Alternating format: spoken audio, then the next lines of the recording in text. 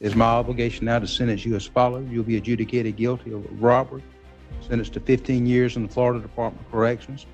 This case centers on a robbery where the defendant was found guilty, but he strongly denies involvement, claiming weak evidence and unfair investigation.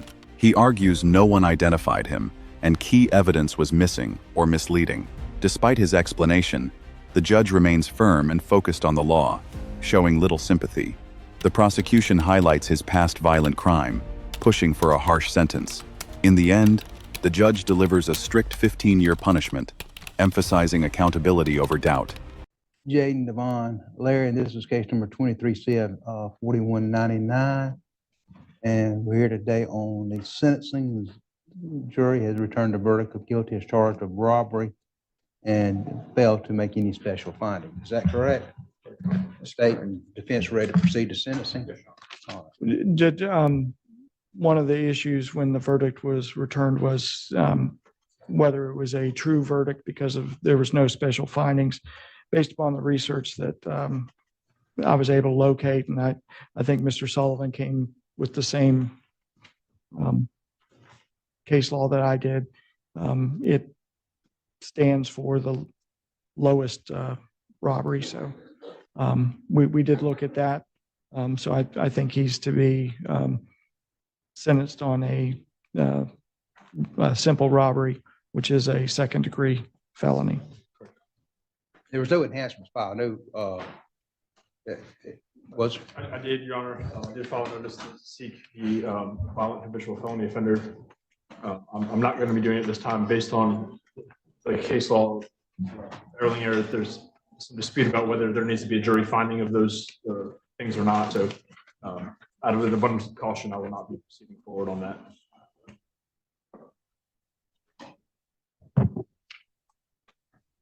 All right. And prior to coming to court today, I reviewed some couple letters in support of Mr. Larry. I think they were, I don't know if they're in the court. I know there's some correspondence in the court file, but they were provided to my office. Is it from his From one mother? employer I know, and one that of maybe a some sort of after school or. While Mr. Sullivan's reviewing that, there was also some family photos that Ms. Rolak provided, if the court would like to see those. Okay. I've reviewed the letters. I reviewed the letter from Ms. Rolak. I reviewed the pictures. And Mr. Meredith, anything that you and Mr. Larry would like to put on the record prior to sentencing? Yes, as far as what you've received is basically kind of a slanted PSI towards us. So if PSI was necessary, I think you've received that information that you would have. So he has never been sentenced to Department of Corrections. So if PSI is required, I think you've got what I would get from a PSI. So Yes. you're willing to waive that at this time? Yes, sir. And I believe Mr. Larry did want to put some things on the record and address the court. All right. Go ahead, Mr. Larry. John, I don't want to take too much of your time up. You feel me? I know you got a busy day, but you know, as the process been, a lot of things happened during the process. You know, with first jury selection and stuff like that, it turned into a Richardson hearing because of a lot of evidence that wasn't presented 5 months ago after we asked for it prior up to that date. And, you know, the Williams Rule hearing came after that, and, you know, things were said. I think everybody could conclude that they couldn't, nobody said it was me. He couldn't identify me as a person. And there was no physical evidence in none of these cases, but a pair of alleged slides I was involved. And the day of the trial, more evidence came up that I didn't never see, my attorney never saw. It's clearly a discovery violation, Brady violation, however you want to call it. But, you know, I know everybody's doing the best of their ability to make sure everything gets seen and viewed. You feel me? And I appreciate my attorney for everything he did at trial, Ms. Beasley, and as well as Mr. Sullivan. He's just doing his job.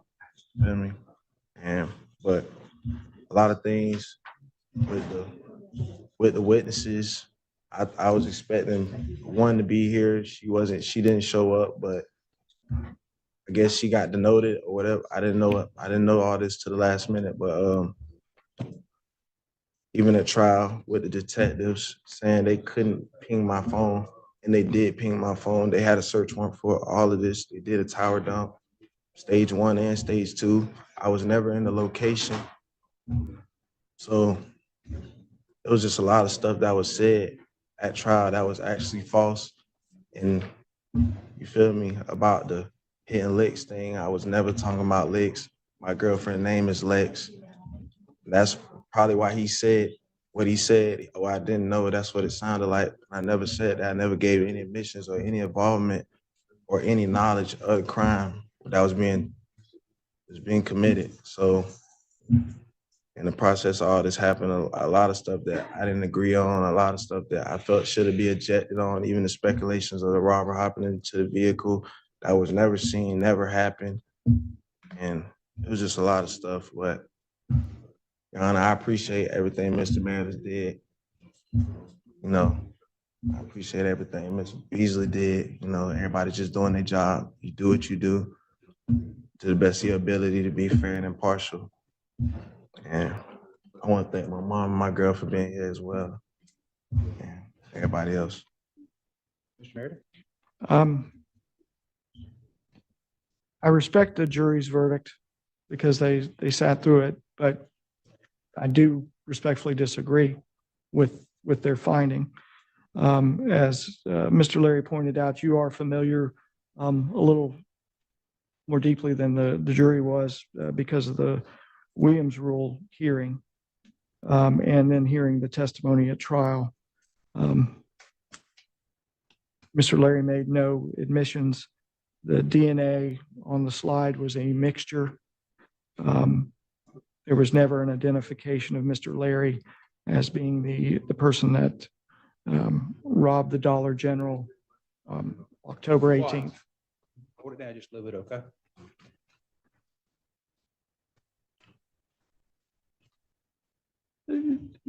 To my mind, there was more than reasonable doubt. There's another time for dealing with that.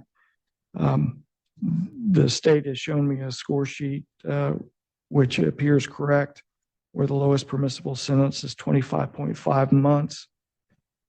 Based on the facts and circumstances that you heard throughout this case at various hearings and in trial, I'd ask for the lowest permissible sentence with no probation to follow. He has 464 days credit against this. State? Your Honor, while typically a court cannot consider lack of remorse at sentencing, the case law is clear that if the defendant testifies at trial or voluntarily testifies during the sentencing hearing, the court then can consider the voluntary statements that were made and the lack of remorse at that time. So I'm asking the court to consider Mr. Larry's lack of remorse based on his statements here today. Additionally, based on Mr. Larry's score sheet, as you can see, he's got a prior violent felony for carjacking. This is not his first violent offense. In fact, he was actually on probation for that carjacking offense at the time. So I'm asking for a harsh sentence in this case, Your Honor. Mr. Larry is not a first-time violent offender. He was given a chance the first time he was sentenced on that carjacking. Did not take anything from that. So I'm asking for the maximum 15 years in this case.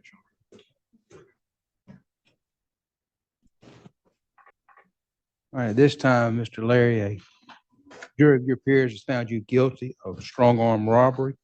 It is my obligation now to sentence you as follows. You'll be adjudicated guilty of robbery, sentenced to 15 years in the Florida Department of Corrections. Given credit for how many days? 464 days time served. I am going to set restitution amount of $600 to Dollar General. That's reduced to a civil judgment. Your assessed fines and costs of $1,028. Those include discretionary cost of $2 of local law enforcement education, a $65 assessment of additional court cost, a $150 discretionary public defender fee payment, and a $200 discretionary fine. The fines and costs are reduced to a civil judgment. Of course, since it's a 15-year sentence, there's no probation to follow. All the fines and costs and restitution are reduced to a civil judgment. Mr. Larry, you have 30 days to file your notice of appeal. If you wish to appeal this judgment sentence, if you'd like to have an attorney to represent you, you can't afford one. One may be one to represent you at no charge. Good luck to you, sir. Two other things, real quick. The restitution amount, the $600, that was something that Mr. Meredith and I spoke about. There was some conflicting numbers about the exact amount that was taken. I suggested the lowest amount so that's where that 600 came from. I believe that's been agreed to, and that's why that was submitted. Mr. Meredith? As a civil judgment, it's And the other thing, Your Honor, the state at this time would consolidate the other 3 cases that Mr. Larry has. He's released from whatever bonds are on those, and those have been consolidated. he has family locally. If you'd like to be held in BCI, if possible. Or, I mean, it doesn't, I guess, I would just recommend the Florida Department of Corrections house Mr. Larry closest to Bay County. but can you put on record that you? I had spoken with Mr. Larry last week that he didn't even have to ask me. I was going to have the appeal prepared, and it would be Yeah, Mr. filed Meredith. by the end of next week. Mr. Meredith will file the notice of appeal, then the Second Circuit Public Defender's Office will handle the appeal over in Tallahassee. Okay? But I'll get the record perfected and get everything up there. All right. All right. You need to step over and be fingerprinted. Court isn't about who tells the better story, it's about what can actually be proven. And once a jury makes its decision, everything changes. If you've seen cases where defendants still argue after conviction, drop your thoughts below. If this gave you a real look at how sentencing works, like and share it with someone who needs to see it. And subscribe for more real courtroom moments like this.